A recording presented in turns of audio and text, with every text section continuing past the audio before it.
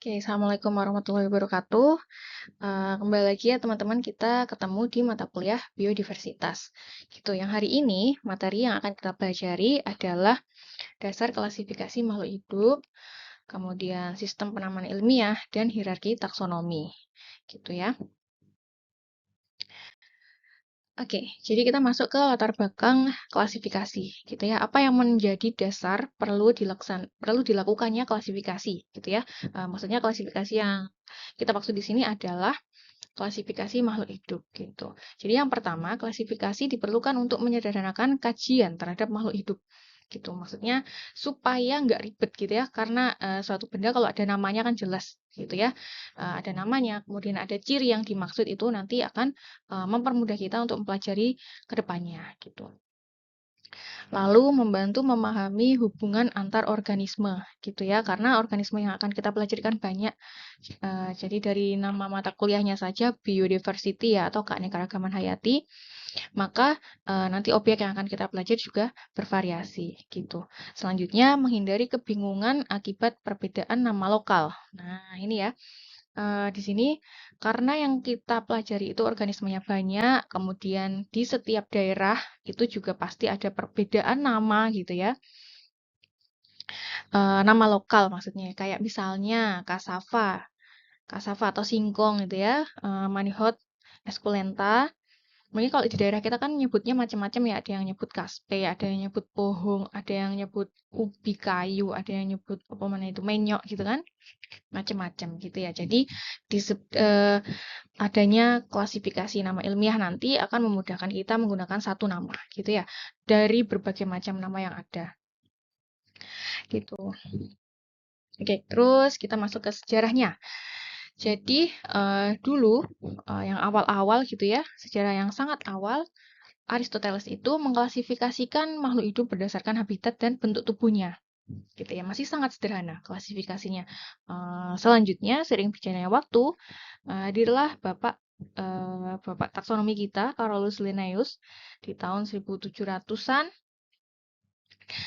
memperkenalkan sistem ilmiah modern berbasis binomial nomenklatur. Binomial nomenklatur itu ada dua nama gitu ya, binom. Oke, siapa sih Bapak Carolus Linnaeus itu? Beliau itu adalah ahli botani Swedia dari tahun 1707 hingga 1778 gitu ya. Nah, kemudian karyanya yakni ada Species Plantarum dan Systema Naturae. Dan beliau inilah yang menciptakan penamaan ilmiah dua kata atau yang kita sebut tadi binomial nomenklatur gitu. Oke, nah selanjutnya kita masuk ke definisi taksonomi dan klasifikasi ya. Kalau taksonomi itu dia menitik beratkan pada pengelompokan, penamaan dan identifikasinya. Selanjutnya kalau klasifikasi dia sudah memasukkan makhluk hidup itu atau mengelompokkan makhluk hidup berdasarkan kesamaan dan perbedaan cirinya gitu. Kalau taksonomi tadi titik beratnya adalah nama, terus diidentifikasi. Ini masuk kelompok mana ya gitu. Nah, kalau klasifikasi itu mengelompokkan makhluk hidup berdasarkan kesamaan dan perbedaan ciri gitu. Jadi perbedaannya tadi titik beratnya. Kalau taksonomi itu pengelompokannya, mempelajari pengelompokannya, penamaan dan identifikasinya. Sementara kalau klasifikasi itu bagian dari taksonomi, maksudnya sudah lebih advance gitu ya, maksudnya sudah lebih masuk ke kesamaan dan perbedaan cirinya gitu. Nah, jadi dengan mengetahui taksonomi kita bisa melakukan klasifikasi gitu karena kita sudah tahu misalnya uh, misalkan makhluk hidup A yang diketahui dengan ciri seperti ini itu akan masuk ke masuk ke kelompok yang mana gitu. Oke, selanjutnya kita masuk ke dasar pengelompokannya, gitu ya. Jadi yang pertama ada persamaan morfologi, anatomi, dan fisiologi. Gitu yang kalau persamaan morfologi itu eh, ciri bentuk yang jelas gitu ya, morfol atau bentuk luar makhluk hidup itu seperti apa. Gitu misalkan Ada tumbuhan, dia memiliki bentuk daun menjari, kemudian tepi daunnya bergerigi, dan lain sebagainya, kayak gitu-gitu. Nah, sementara kalau kita masuk ke anatomi, itu sudah lebih dalam lagi. Kita harus melihat sisi bagian dalam makhluk hidup. Misalkan dari daun ya, kita bisa melihat bentuk epidermisnya seperti apa, kemudian stomatanya seperti apa, bentuk pembuluhnya seperti apa, kayak gitu. Nah, kalau fisiologi itu berdasarkan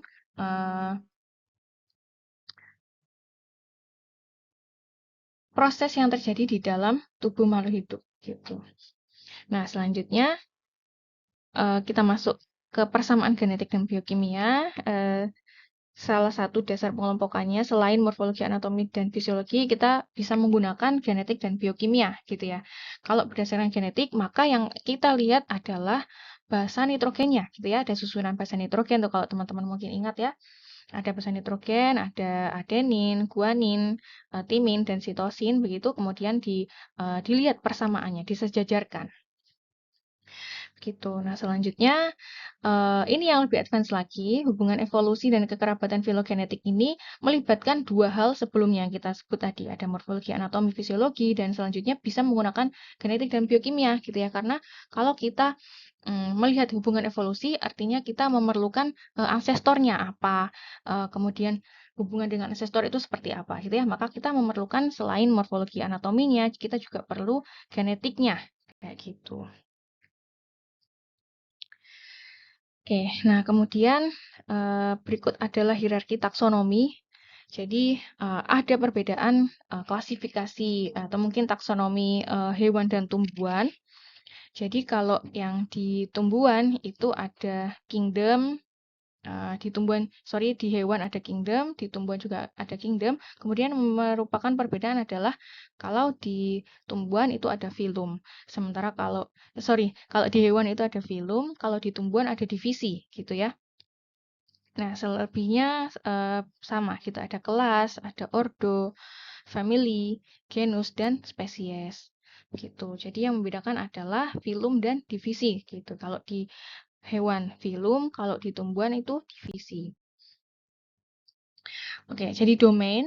Domain tadi kan kalau kita melihat ke belakang ya, ada yang paling atas gitu, ada archaea, ada bakteri, dan eukarya. Nanti kita akan ulas sedikit tentang tiga hal ini. Kemudian kingdom, ada kelompok besar organisme ya, ada Plantae, ada Animalia, dan lain sebagainya. Terus phylum, kelas, order atau ordo ya, dan family itu tingkat menengah ya. Di sini ada bermacam-macam teman-teman. Dan genus, spesies yang lebih spesifik gitu ya. Genus atau marga, dan spesies itu atau jenis gitu. Spesies atau jenis, genus atau marga gitu. Jadi nanti kalau misalkan di depan teman-teman menemukan istilah yang sama, genus itu sama dengan marga. Kalau spesies sama dengan jenis. Gitu. Oke, selanjutnya berikut adalah contoh taksonomi hewan ya. Jadi domainnya eukarya gitu. Terus kingdomnya Animalia. Filum Chordata, kelasnya Mamalia, ordo Carnivore, family Felidae, genusnya Felis, spesiesnya Felis catus gitu ya. Karena tadi kita menyebut ada binomial nomenklatur, maka di sini ada dua kata di penamaan spesiesnya ada dua kata, Felis dan catus. Gitu. Felis diambil dari genusnya atau marga, terus catus adalah spesiesnya, spesies yang spesifik yaitu jenisnya, Felis catus atau kucing rumahan itu ya, kucing domestik. Terus ini contoh taksonomi tumbuhan. Di sini ada domain eukarya juga. Terus kingdomnya Plantae, divisi ya. Divisinya Magnoliophyta, kelas Liliopsida, ordonya Poales. Nah, ini rumput-rumputan ya kalau udah mulai Poales, Poaceae, family Poaceae, genus Oryza, spesiesnya Oryza sativa. Ini paling mudah kita belajar dari SD juga dulu contohnya mudah-mudah kayak gini ya. Ada padi, jagung. Oke, selanjutnya ada sistem penamaan ilmiah yang dikenalkan oleh Bapak Linnaeus tadi, terdiri atas dua kata. Yang pertama ada genus dan spesies. Nah, penulisannya si genus ini menggunakan huruf kapital di depannya. Terus yang spesies huruf kecil semua. Ini nanti ada contohnya ya. Dan jangan lupa nih kalau menulis nama ilmiah itu ditulis miring gitu. Karena kalau di komputer kan bisa ditulis miring ya, tapi kalau ditulis tangan jangan lupa diberi garis bawah. Nah, garis bawahnya terpisah setiap katanya gitu. Contoh Homo sapiens, Oriza sativa gitu. Oke, nah ini adalah beberapa contoh ya teman-teman ya. Di sini ada tingkat taksonnya, ada beberapa berbeda, ada organisme yang berbeda nih. Contoh nih, ada manusia, kemudian harimau dan kucing. Ini untuk jenis hewan. Kemudian ada lagi untuk yang jenis tumbuhan ada jagung, tomat dan mawar. Oke, kita bahas dulu yang takson hewannya ya. Ada manusia, harimau, dan kucing. Di sini mereka memiliki persamaan hingga pada ordo. Sorry, pada kelas gitu ya. Jadi dari mulai dari kingdom, terus filum, subfilum, kelas mereka sama ya. Dimulai dari kingdomnya Animalia, filumnya Chordata, subfilumnya Vertebrata, kelasnya Mamalia gitu ya. Ini masih sama gitu. Jadi semakin ke atas mereka masih punya kesamaan yang eh, banyak gitu, masih banyak kesamaannya. Tapi semakin ke bawah gitu, kesamaannya semakin sedikit. Maksudnya lebih spesifik itu organismenya gitu.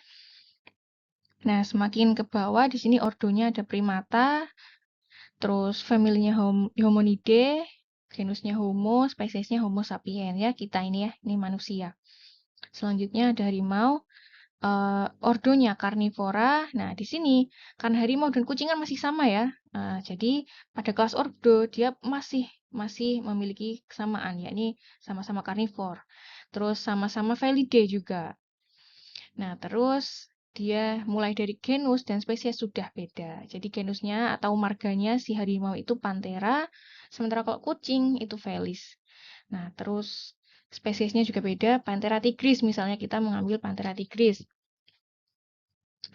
Terus si kucingnya spesiesnya Felis catus gitu ya. Jadi semakin ke bawah persamaannya semakin sedikit. Tapi kalau semakin ke atas persamaannya semakin besar. Nah, sama-sama hewan kan, sama-sama hewan. Tapi kalau hewan kan macam-macam. Ada hewan berkaki 4, ada berkaki 2, punya sayap atau tidak kan itu masih merupakan kingdom yang sama. Mereka masih punya kingdom yang sama yaitu Animalia. Oke, sekarang kita pindah ke sini, ke tumbuhan. Karena kingdomnya sama ya, kingdom Plantae, artinya kalau kingdom Plantae itu biasanya cirinya masih memiliki kemampuan untuk melakukan fotosintesis, punya klorofil gitu ya, punya klorofil. Nah, terus divisi Magnoliophyta. Jadi berbiji tertutup, angiosperm gitu. Nanti divisinya beda lagi kalau kalau misalkan kita mengambil contoh yang berbiji terbuka, misalnya itu juga nanti divisinya juga sudah berbeda. Nah, kelas Liliopsida, terus ternyata kalau tomat dan mawar masih punya kesamaan ya.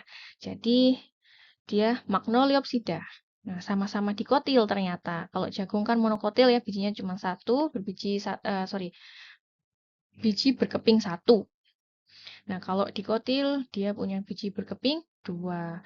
Nah, kalau jagung poales, nah masih sama ya temen-temennya si tadi padi poase, rumput-rumputan ya, yakni batangnya ada eh, lurus, gitu ya, lurus. Nah, terus Solanales itu si tomat, Solanaceae, kemudian si mawar, Rosales dan Rosaceae, itu familinya Rosaceae. Semakin ke bawah semakin jelas dan semakin spesifik. Kalau jagung Ziamais, Solanum lycopersicum itu tomat, kalau mawar Rosa, misalnya multiflora, ya, ini multiflora. Jadi semakin spesifik gitu. Nanti semakin ke depan ya kayaknya kita akan belajar lebih bervariasi lagi gitu. Oke, selanjutnya kita masuk ke klasifikasi modern. Nah, klasifikasi modern ini dilakukan berdasarkan filogenetiknya atau kekerabatan evolusioner gitu ya. Nah, tadi ya seperti kita bahas di depan bahwa klasifikasi modern itu kalau kita menggunakan filogenetik, kita perlu data ini, DNA dan RNA. Nah, karena kita menggunakan DNA dan RNA, maka kita perlu tadi database mengenai basa-basa nitrogen, karena yang kita lihat adalah basa nitrogennya, gitu.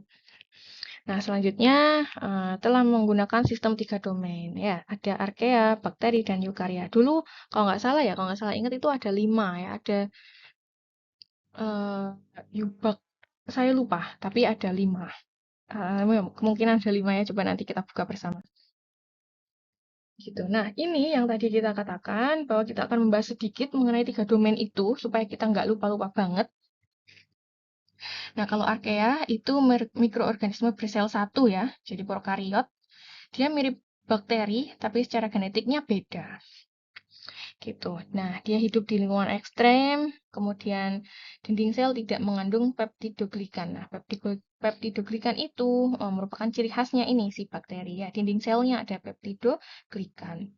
Contoh Halobacterium, Methanobacterium, Sulfolobus, karena dia hidup di lingkungan ekstrim,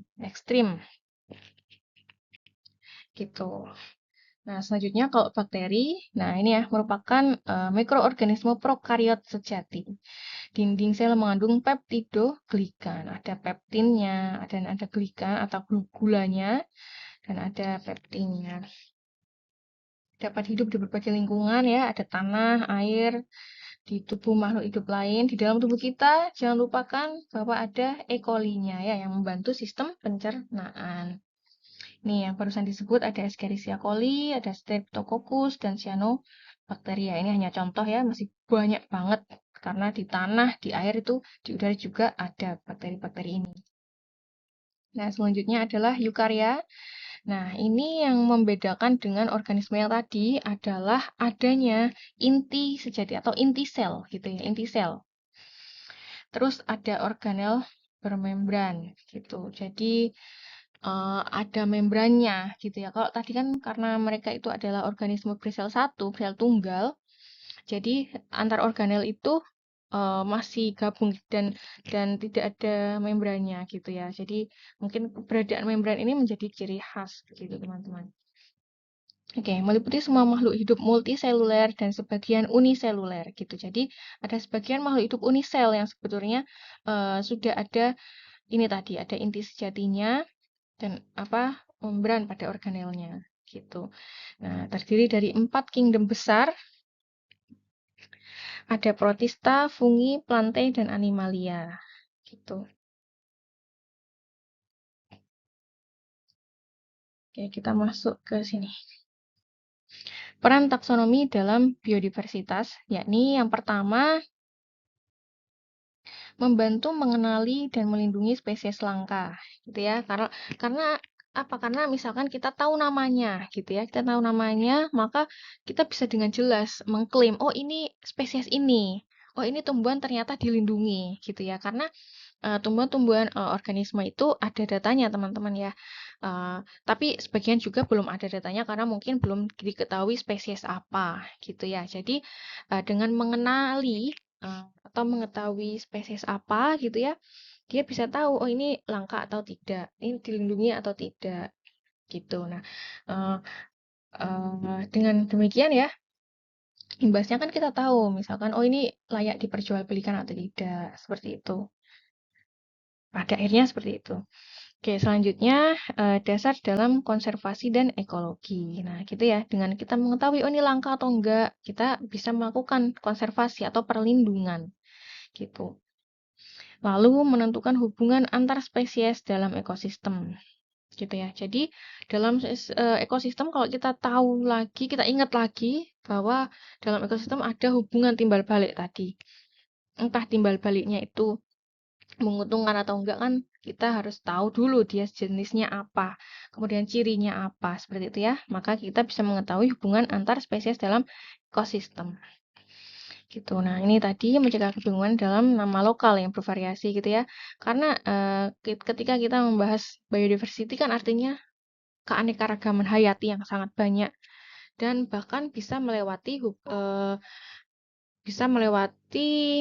garis batas administrasi gitu ya. Jadi saking banyaknya namanya itu akan bermacam-macam gitu. Gitu teman-teman ya. Jadi demikianlah yang kita pelajari hari ini gitu ya di mata kuliah biodiversitas. Jadi yang kita pelajari kalau diringkas, yang pertama itu klasifikasi mempermudah studi makhluk hidup ya. Jadi karena dia mempermudah, maka ada sesuatu yang harus diringkas gitu. Maksudnya ada sesuatu yang harus di kelompok-kelompokkan gitu supaya mudah gitu. Jadi dengan melakukan klasifikasi tadi bisa mempermudah studi makhluk hidupnya. Yang kedua, penamaan ilmiah dilakukan menggunakan sistem binomial atau dua kata tadi ya, binomial nomenklatur gitu. Jadi ada genus dan spesies gitu. Tapi biasanya di belakang spesies ada subspesies misalnya atau disingkat SPP atau dan sebagainya gitu. Terus hierarki taksonomi menunjukkan tingkat kekerabatan organisme. Tadi tuh ya kayak misalnya yang kita bahas manusia, harimau dan kucing ya, kita tingkat kekerabatannya sejauh mana sih? Ternyata kalau dengan manusia itu harimau dan kucing sudah jauh karena sudah memiliki perbedaan pada tingkat ordo misalnya ya. Tapi kalau ternyata si harimau dan kucing itu masih memiliki kesamaan sampai di tingkat sorry, kayak gitu ya misalnya ya. Seperti itu teman-temanku. Oke, saya rasa kita sudah di akhir perkuliahan. Jadi nanti jika ada pertanyaan boleh ditanyakan secara langsung begitu ya. Kita buka diskusi di grup mata kuliah ini. Gitu. Nah, untuk tugas nanti juga saya akan kirimkan di grup mata kuliah ini. Begitu ya teman-teman. Terima kasih. Kita akhiri ya sampai ketemu di pertemuan selanjutnya. Terima kasih partisipasinya. Saya akhiri. Wassalamualaikum warahmatullahi wabarakatuh.